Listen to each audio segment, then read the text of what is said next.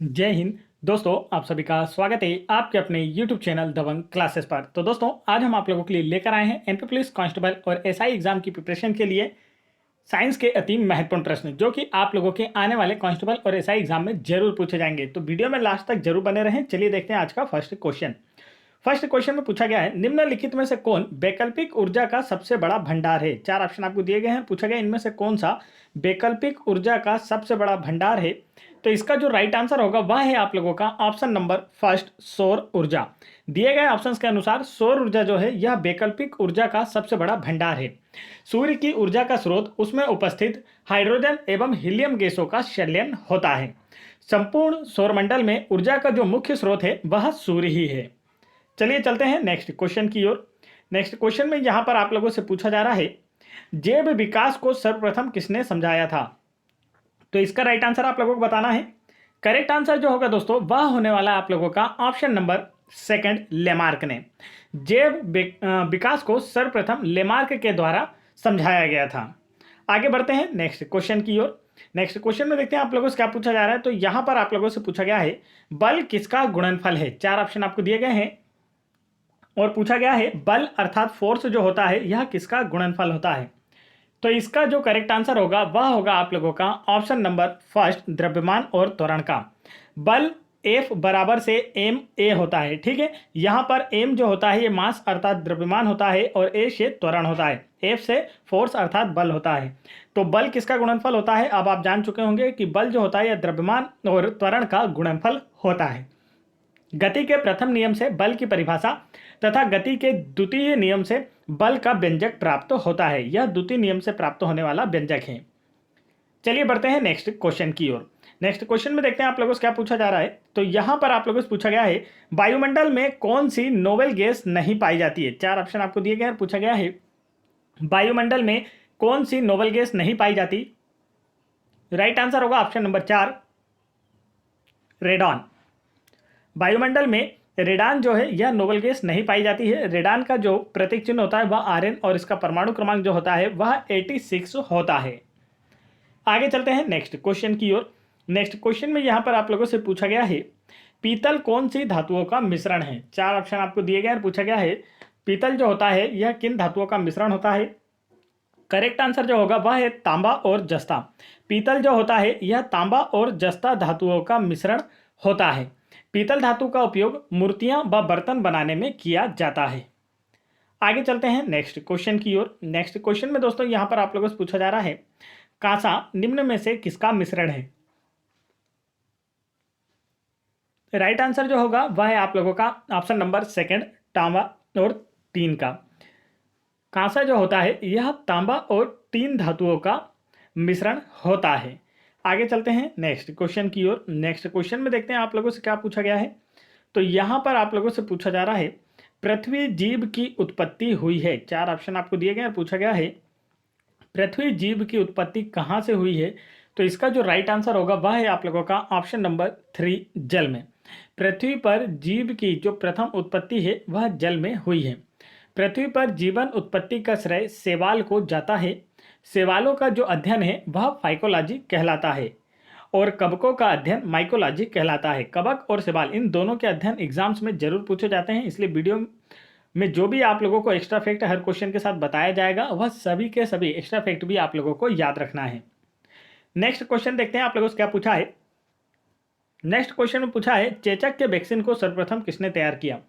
चार ऑप्शन आपको दिए गए हैं। पूछा गया है चेचक के वैक्सीन को सर्वप्रथम किसने तैयार किया था। तो इसका जो करेक्ट आंसर होगा वह क्या होने वाला है। राइट आंसर है दोस्तों ऑप्शन नंबर, जल्दी से बता दीजिए। करेक्ट आंसर होगा ऑप्शन नंबर थ्री, जेनर ने। चेचक के वैक्सीन को सर्वप्रथम एडवर्ड जेनर ने तैयार किया था। चेचक या चिकन पॉक्स बीमारी बेरेसिला जोस्टर वायरस की वजह से होती है। यह एक संक्रामक रोग है। तो यह भी याद रखना है कि यह किस वायरस की वजह से होती है। तो बेरेसिला जोस्टर वायरस की वजह से होती है। आगे बढ़ते हैं नेक्स्ट क्वेश्चन की ओर। नेक्स्ट क्वेश्चन में यहां पर आप लोगों से पूछा जा रहा है, आरडीएक्स का पूर्ण रूप क्या है। चार ऑप्शन आपको दिए गए हैं और पूछा गया है आरडीएक्स का पूर्ण रूप क्या है। तो इसका करेक्ट आंसर जो होगा वह है आप लोगों का option number three, research and developed explosive. RDX का फुल फॉर्म होता है, यह एक विस्फोटक रसायन है। आगे चलते हैं नेक्स्ट क्वेश्चन की ओर। नेक्स्ट क्वेश्चन में देखते हैं आप लोगों से क्या पूछा गया है। तो यहाँ पर पूछा जा रहा है पीएच का मान निर्धारण किसने किया। ये जो पीएच वैल्यू है इसका निर्धारण किसके द्वारा किया गया था, आप लोगों से पूछा जा रहा है। तो राइट आंसर होगा ऑप्शन नंबर 4, सोरेनसन के द्वारा। पीएच वैल्यू का जो निर्धारण है यह सोरेनसन के द्वारा किया गया था। पीएच स्केल की खोज सोरेनसन ने ही की थी। पीएच स्केल पर 7 से कम मान वाले, ठीक है, जैसे ये 7 है और इससे ऊपर स्केल है और इससे नीचे, तो 7 से कम मान वाले जो भी विलयन होते हैं इन्हें अम्लीय विलयन कहा जाता है, और 7 से अधिक मान वाले जो भी विलयन होते हैं इन्हें क्षारीय विलयन कहा जाता है। आगे चलते हैं नेक्स्ट क्वेश्चन की ओर। नेक्स्ट क्वेश्चन में यहाँ पर आप लोगों से पूछा गया है अक्रिय गैसों की खोज किसने की। 4 ऑप्शन आपको दिए गए हैं और इसका जो करेक्ट आंसर है वह है आप लोगों का ऑप्शन नंबर 3, रेमजे ने। अक्रिय गैसों अर्थात नोबल गैसों की खोज रेमजे के द्वारा की गई थी। अक्रिय गैसों की संख्या कितनी है यदि आप लोगों से पूछा जाए तब आपका आंसर होगा 6 है।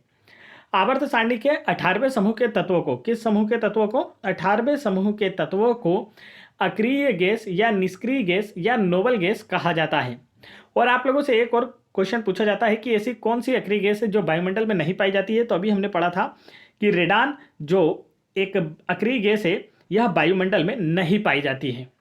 चलिए बढ़ते हैं नेक्स्ट क्वेश्चन की ओर। नेक्स्ट क्वेश्चन में देखते हैं आप लोगों से क्या पूछा जा रहा है। तो यहां पर आप लोगों से पूछा गया है सोडियम धातु को किसमें डुबोकर रखा जाता है। तो इसका करेक्ट आंसर आपको बताना है। राइट आंसर जो होगा दोस्तों भाई आप लोगों का ऑप्शन नंबर 3, केरोसिन में। सोडियम धातु को केरोसिन में डुबोकर रखा जाता है। सोडियम धातु का प्रतीक चिन्ह Na, इसका परमाणु संख्या जो होती है वह 11 होती है। सोडियम जो है बहुत ही क्रियाशील तत्व है। यह वायु के संपर्क में आने पर तुरंत जल उठती है। इसे चाकू से काटा जा सकता है। यह इतनी मुलायम होती है कि इसे चाकू से काटा जा सकता है। नेक्स्ट क्वेश्चन में यहां पर आप लोगों से पूछा है पेट्रोल किसका मिश्रण है। 4 ऑप्शन आपको दिए गए हैं। पूछा गया है पेट्रोल जो है यह किसका मिश्रण है। तो करेक्ट आंसर होगा ऑप्शन नंबर 4, हाइड्रोकार्बन का। पेट्रोल जो होता है यह हाइड्रोकार्बन का मिश्रण होता है। और एक क्वेश्चन पेट्रोल से रिलेटेड और पूछा जाता है कि पेट्रोल की गुणवत्ता किसमें प्रदर्शित की जाती है। तो आपका आंसर होगा ऑक्टेन संख्या में। ऑक्टेन नंबर में पेट्रोल की गुणवत्ता को व्यक्त किया जाता है। आगे बढ़ते हैं नेक्स्ट क्वेश्चन की ओर। नेक्स्ट क्वेश्चन की ओर बढ़ने से पहले दोस्तों मैं आप लोगों को बता दूं, यदि आप लोग एमपी पुलिस कांस्टेबल एग्जाम 2023 और एमपी एसआई एग्जाम की प्रिपरेशन कर रहे हैं तो आप हाल ही में एमपी गवर्नमेंट के द्वारा कंडक्ट कराई गई एमपी पुलिस कांस्टेबल एग्जाम 2022, अबकारी कांस्टेबल एग्जाम 2023, पटवारी एग्जाम 2023, एमपी फॉरेस्ट जेल प्रहरी, सहायक जेल अधीक्षक और क्षेत्र रक्षक exam 2023, group 4 assistant grade 3 exam 2023, इन सभी एग्जाम की जो हाल ही में कंडक्ट कराई गई इनकी सभी शिफ्टों की पीडीएफ फाइल डाउनलोड करना चाहते हैं तो आप वीडियो के डिस्क्रिप्शन में दी गई लिंक पर क्लिक करके आसानी से डाउनलोड कर सकते हैं। नहीं तो इस नंबर पर जो मैं आप लोगों को स्क्रीन पर दिखा रहा हूं इस पर भी व्हाट्सअप करके हमसे आसानी से ये सारी पीडीएफ प्राप्त कर सकते हैं। और आप लोगों की प्रिपरेशन को और बेहतर करने के लिए हमने इन सभी पीडीएफ फाइल को सब्जेक्ट वाइज भी रेडी कर दिया है। जैसे आपको एमपी पुलिस कांस्टेबल एग्जाम की पीडीएफ फाइल दिखाई दे रही होगी सब्जेक्ट वाइज, इसी प्रकार पटवारी एग्जाम की भी सभी शिफ्टों की PDF file subject wise ready कर दी गई है और एमपी फॉरेस्ट एग्जाम की भी सभी शिफ्टों की पीडीएफ फाइल रेडी कर दी गई है। इसके अलावा आप लोगों को एमपी अबकारी कांस्टेबल एग्जाम 2023 की पीडीएफ फाइल और एमपी जीके की बेस्ट 1800 प्लस क्वेश्चंस की पीडीएफ फाइल और साथ ही एमपी गवर्नमेंट के प्रीवियस ईयर एग्जाम में पूछे गए साइंस के 2250 प्लस क्वेश्चन की बेस्ट पीडीएफ फाइल दिखाई दे रही होगी जिनमें से क्वेश्चन रिवाइज होंगे। ये सभी पीडीएफ आप लोगों के लिए इसलिए इंपॉर्टेंट है क्योंकि यहाँ से क्वेश्चन रिवाइज होने वाले हैं और आपके आने वाले एग्जाम में जरूर पूछे जाएंगे। यदि आप लोगों ने फॉरेस्ट एग्जाम 2023 का एग्जाम दिया है तो आप को एक question MP police constable exam 2016 और एमपी एसआई एग्जाम 2017 के पेपर से देखने को मिल जाएगा। आपसे जीके के एमपी जीके के जितने भी क्वेश्चन पूछे गए हैं वो 2016 कांस्टेबल एग्जाम से पूछे गए हैं। विश्वास ना हो तो दोनों ही एग्जाम्स की सारी शिफ्ट उठा लीजिए और क्वेश्चन को मैच करते जाइए, बैक टू बैक सारे क्वेश्चन मैच होते जाएंगे। तो चलिए आप लोग यह सारी की सारी पीडीएफ वीडियो के डिस्क्रिप्शन में दी गई लिंक पर क्लिक करके डाउनलोड कर सकते हैं। नहीं तो जो नंबर आप लोगों को दिखाया जा रहा है इस पर भी व्हाट्सअप करके हमसे आसानी से सारे पीडीएफ प्राप्त कर सकते हैं। बढ़ते हैं नेक्स्ट क्वेश्चन की ओर। नेक्स्ट क्वेश्चन में यहाँ पर पूछा गया है मिल्क ऑफ मैग्नीशिया क्या है। 4 ऑप्शन आपको दिए गए और पूछा गया इनमें से किसे मिल्क ऑफ मैग्नीशिया के नाम से जाना जाता है। राइट आंसर होगा ऑप्शन नंबर 4, मैग्नीशियम हाइड्रोक्साइड को। मैग्नीशियम हाइड्रोक्साइड को मिल्क ऑफ मैग्नीशिया के नाम से भी जाना जाता है और इसका फॉर्मूला भी अक्सर एग्जाम में पूछा जाता है तो वो होता है MgOH होल ट्वाइस। तो देखिए यहाँ पर आप लोगों से पूछा गया मिल्क ऑफ मैग्नीशिया का नाम क्या होता है, तो मैग्नीशियम हाइड्रोक्साइड, और इसका फार्मूला MgOH होल ट्वाइस। आगे चलते हैं नेक्स्ट क्वेश्चन की ओर। नेक्स्ट क्वेश्चन में यहाँ पर आप लोगों से पूछा गया है डायनामाइट में मुख्य रूप से पाया जाता है। 4 ऑप्शन आपको दिए गए, पूछा गया डायनामाइट में मुख्य रूप से क्या पाया जाता है। तो इसका करेक्ट आंसर होगा ऑप्शन नंबर, जल्दी से बता दीजिए क्या पाया जाता है डायनामाइट में मुख्य रूप से। करेक्ट आंसर जो होने वाला है वह क्या हो सकता है। राइट आंसर है ऑप्शन नंबर 4, नाइट्रोग्लिसरीन। डायनामाइट में मुख्य रूप से नाइट्रोग्लिसरीन पाया जाता है। डायनामाइट की खोज अल्फ्रेड नोबल ने की थी। यह एक विस्फोटक पदार्थ है। आगे चलते हैं, या हम कह सकते हैं कि यह एक विस्फोटक पदार्थ है। आगे चलते हैं नेक्स्ट क्वेश्चन की ओर। नेक्स्ट क्वेश्चन में देखते हैं आप लोगों से क्या पूछा है। तो यहाँ पर आप लोगों से पूछा जा रहा है प्याज एवं लहसुन में गंध किसके कारण होती है। राइट आंसर आप लोगों को बताना है कि प्याज और लहसुन में जो गंध आती है, तीखी गंध, वह किसके कारण होती है। तो इसका राइट आंसर होगा ऑप्शन नंबर 2, पोटेशियम के कारण होती है। प्याज एवं लहसुन में तीखी गंध जो है यह पोटेशियम के कारण ही होती है। पोटेशियम की बात की जाए तो इसका प्रतीक चिन्ह होता है K और इसका परमाणु क्रमांक होता है 19। मानव शरीर में हड्डियों और मांसपेशियों में जो पोटेशियम है यह इससे ही बना होता है, ठीक है, उसमें शामिल होता है। कैल्शियम पोटेशियम से मिलकर बनी होती है। और चलिए इसके आगे बढ़ते हैं। और अगर आप लोगों से पूछा जाए कि प्याज एवं लहसुन में कौन सी गंध है, किसके कारण गंध होती है, तो पोटेशियम, और इसका काम क्या होता है, तो मानव शरीर में हड्डी और मांसपेशियों के संकुचन को रोकने के लिए पोटेशियम बहुत जरूरी होता है, ठीक है। ये आप लोगों को अच्छे से याद रखना है कि मानव शरीर में हड्डियों और मांसपेशियों को संकुचन के रोकने के लिए कौन सा पदार्थ बहुत जरूरी होता है, तो आपका आंसर होगा पोटेशियम। बढ़ते हैं नेक्स्ट क्वेश्चन की ओर। नेक्स्ट क्वेश्चन में यहाँ पर आप लोगों से पूछा गया है फ्रियान का रासायनिक नाम क्या है। तो इसका जो राइट आंसर होगा वह है आप लोगों का ऑप्शन नंबर 1, क्लोरोफ्लोरोकार्बन। फ्रियान का रासायनिक नाम क्या है, क्लोरोफ्लोरोकार्बन होता है। यह ओजोन परत को क्षति पहुंचाती है। क्लोरोफ्लोरोकार्बन को CFC भी लिखा जाता है और CFC का उपयोग एयर कंडीशनर व रेफ्रिजरेटरों में किया जाता है। ओजोन परत की बात की जाए तो ओजोन परत सूर्य से आने वाली पराबैंगनी किरणों से पृथ्वी की जीवों की रक्षा करती है। ओजोन का जो अणु होता है वह ऑक्सीजन के 3 परमाणुओं से मिलकर बना होता है, अर्थात ओजोन का जो अणु है वह कैसा होता है, त्रिपरमाणविक होता है। आगे बढ़ते हैं नेक्स्ट क्वेश्चन की ओर। नेक्स्ट क्वेश्चन में आप लोगों से पूछा गया है तड़ित चालक किसके बनाए जाते हैं। 4 ऑप्शन आपको दिए गए, पूछा गया है तड़ित चालक जो होते हैं यह किसके बनाए जाते हैं। तो करेक्ट आंसर जो होगा वह है आप लोगों का ऑप्शन नंबर 2, तांबे के। तड़ित चालक जो होते हैं यह तांबे धातु के बनाए जाते हैं। तड़ित चालक का उपयोग ऊंची इमारतों व तड़ितों के प्रभाव को निष्क्रिय करने के लिए किया जाता है। आगे बढ़ते हैं नेक्स्ट क्वेश्चन की ओर। नेक्स्ट क्वेश्चन में देखिए यहाँ पर पूछा गया है लिफ्ट की खोज किसने की। 4 ऑप्शन आपको दिए गए और पूछा गया है कि जो लिफ्ट होती है इसकी खोज किसने की थी।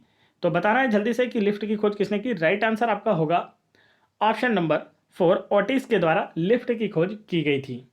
चलिए यहाँ पर देखिए वर्ष 1852 में, सन भी बता देता हूँ मैं, वर्ष 1852 में एलिसा ओटिस ने सेफ्टी एलिवेटर का आविष्कार किया। इन्हें ही लिफ्ट एलिवेटर का आविष्कारक माना जाता है। नेक्स्ट क्वेश्चन देखिए क्या पूछा गया है। तो यहाँ पर आप लोगों से पूछा जा रहा है बेंचुरी मीटर से क्या ज्ञात करते हैं। 4 ऑप्शन आपको दिए गए हैं, पूछा गया है बेंचुरी मीटर से क्या ज्ञात करते हैं। तो इसका राइट आंसर होगा ऑप्शन नंबर 4, जल के प्रवाह की दर। किसी पाइप के अंदर जल जो है यह किस स्पीड से बह रहा है, इसकी स्पीड या इसके प्रवाह की दर को किसके द्वारा मापा जाता है, तो बेंचुरी मीटर के द्वारा मापा जाता है। बेंचुरी मापी का उपयोग प्रवाहित होने वाले द्रव का वेग ज्ञात करने के लिए किया जाता है। नेक्स्ट क्वेश्चन की ओर बढ़ते हैं दोस्तों। तो जिन्होंने अभी तक वीडियो को लाइक नहीं किया है वो फटाफट वीडियो को लाइक कर दें, और जो भी कैंडिडेट चैनल पर पहली बार आए हैं और चैनल को सब्सक्राइब नहीं किया अभी तक तो वह चैनल को भी सब्सक्राइब कर लें MP गवर्नमेंट के किसी भी एग्जाम में सिलेक्शन लेने के लिए। नेक्स्ट क्वेश्चन में पूछा है ब्रह्मांड में कौन सा तत्व सर्वाधिक मात्रा में पाया जाता है। तो इसका राइट आंसर आप लोगों को बताना है। करेक्ट आंसर जो होगा वह है आप लोगों का ऑप्शन नंबर 4, हाइड्रोजन। ब्रह्मांड में हाइड्रोजन जो है यह सर्वाधिक मात्रा में पाया जाने वाला तत्व है। हाइड्रोजन को भविष्य का ईंधन भी कहा जाता है। और हमारा जो सौरमंडल है इसमें ऊर्जा का जो मुख्य स्रोत है सूर्य, उसमें भी ऊर्जा किसकी वजह से होती है, हाइड्रोजन और हीलियम के संलयन की वजह से ही उत्पन्न होती है। आगे चलते हैं नेक्स्ट क्वेश्चन की ओर। नेक्स्ट क्वेश्चन में यहाँ पर आप लोगों से पूछा गया है जब बर्फ पिघलती है तो इसके आयतन पर क्या प्रभाव पड़ता है, आप लोगों को ये बताना है। तो करेक्ट आंसर जो होगा वह है आप लोगों का ऑप्शन नंबर 2, आयतन घटता है। जब बर्फ पिघलती है तो इसके आयतन पर क्या प्रभाव पड़ता है, आयतन घटता है। बर्फ का घनत्व पानी के घनत्व से कम होता है, इस कारण बर्फ पानी पर तैरती है।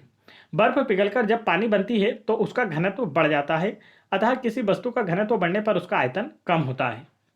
आगे बढ़ते हैं नेक्स्ट क्वेश्चन की ओर। नेक्स्ट क्वेश्चन देखते हैं आप लोगों से क्या पूछा जा रहा है। तो यहाँ पर पूछा गया है दाब बढ़ने पर जल के क्वथनांक पर क्या प्रभाव पड़ता है। तो इस प्रकार के क्वेश्चन आजकल ज़्यादा पूछे जा रहे हैं। जैसे अभी मैंने ये 2 क्वेश्चन आप लोगों को बताएं, इसी टाइप के क्वेश्चन आप लोगों से आजकल पूछे जाते हैं, क्योंकि ये कंफ्यूज करने वाले क्वेश्चन होते हैं। तो क्वेश्चन में पूछा है दाब बढ़ने पर जल के क्वथनांक पर क्या प्रभाव पड़ता है, तो इसका राइट आंसर जो होगा वह है आप लोगों का ऑप्शन नंबर फर्स्ट, दाब बढ़ने पर जल का क्वथनांक बढ़ता है। प्रेशर कुकर इसी सिद्धांत पर कार्य करता है। प्रेशर कुकर में दाब बढ़ने से जल का क्वथनांक बढ़ जाता है, जिससे भोजन जल्दी पक जाता है। आगे चलते हैं नेक्स्ट क्वेश्चन की ओर। नेक्स्ट क्वेश्चन में यहाँ पर आप लोगों से पूछा है केल्विन मान में मानव शरीर का सामान्य ताप कितना होता है। क्या पूछा जा रहा है कि केल्विन वैल्यू में मानव शरीर का जो टेम्परेचर है वह कितना होता है। तो इसका जो करेक्ट आंसर होगा वह है आप लोगों का ऑप्शन नंबर 4, 310 केल्विन। मानव शरीर का सामान्य ताप 37 डिग्री सेल्सियस या 310 केल्विन या 98.6 फ़ारेनहाइट होता है। तीनों ही स्केल पर आप लोगों को मानव शरीर का तापमान याद रखना है। सेंटीग्रेड में 37 डिग्री सेंटीग्रेड, केल्विन में 310 केल्विन और फ़ारेनहाइट में 98.6 फ़ारेनहाइट होता है।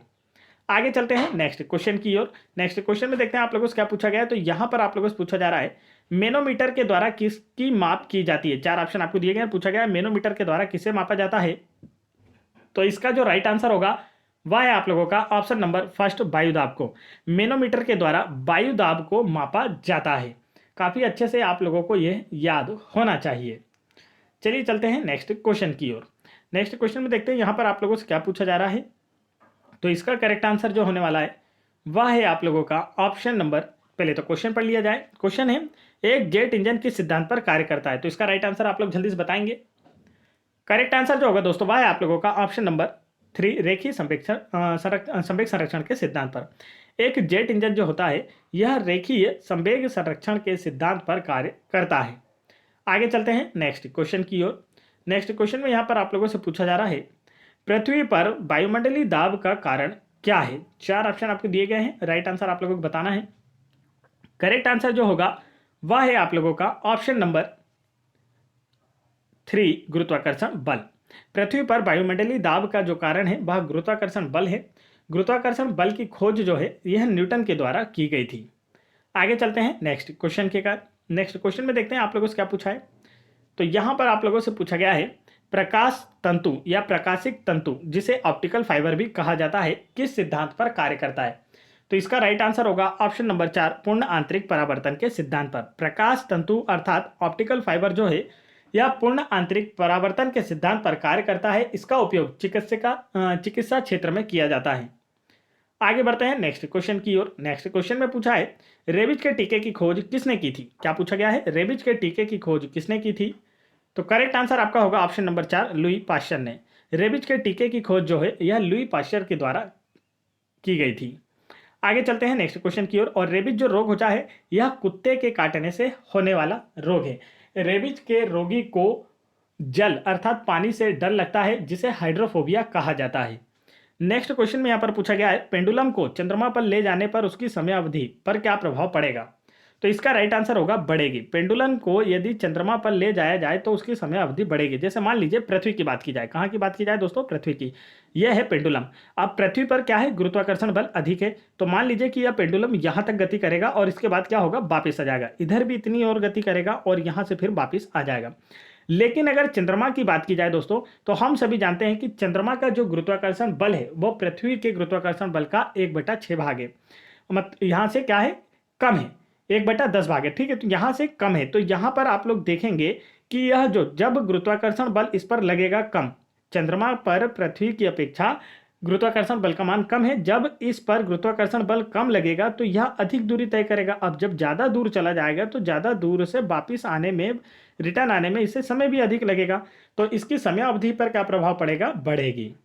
तो ये थे आज के टॉप 30 क्वेश्चन जो कि हम आप लोगों के लिए लेकर आए थे। साथ ही हमने यहाँ पर आप लोगों के लिए क्विज भी रखी है, जिसका आंसर आप लोगों को हमें कमेंट करके बताना है।